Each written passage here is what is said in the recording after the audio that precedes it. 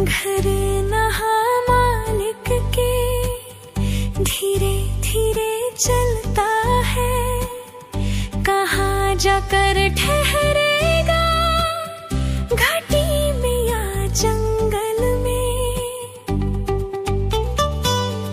मैं भी उसी तरह का प्यार भटक रहा हूँ तुम्हें पाने के लिए। अगर मुझे अकेले जीना पड़े इस दुनिया में तो मेरा क्या होगा। मेरे साथ रहो जैसे चमकता,